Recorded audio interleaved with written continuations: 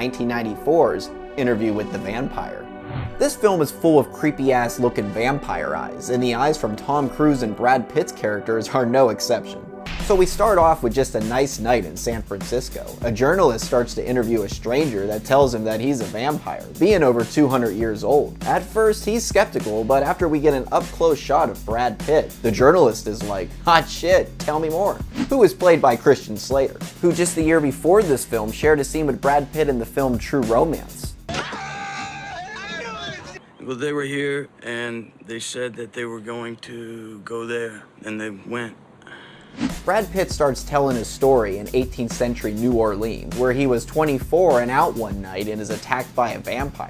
A Tom freaking Cruise vampire. To which he says he'll give him the choice he never had. So Brad is all like, hey, let's get our eyes open. And is turned into a vampire and is amazed at all the changes he feels. However, he quickly comes to regret his decision and finds feasting on humans immoral, whereas Tom Cruise is just all about it, leaving Brad with the vibes of, ah shit man. But once Kirsten Dunst's character is tragically brought into the mix, this all changes for the vampires. And with actors of this caliber, you get in-depth and vulnerable performances that are just great. The vampire makeup effects and eye contacts are a thumbs up over here. And bringing Stan Winston aboard for the disintegration sequence of Tom Cruise's vampire, once he's on the floor, is now an animatronic effect that works seamlessly. Look at that shit. And apparently there was a lengthy makeup effects process in order to achieve the translucent skin vampire look. The actors would hang upside down, causing the blood vessels in their faces to bulge out. The makeup effects artist would then trace over the swollen veins. Sounds rough, but hey, look how that shit came out. Would you like being food for the immortals? Holy shit.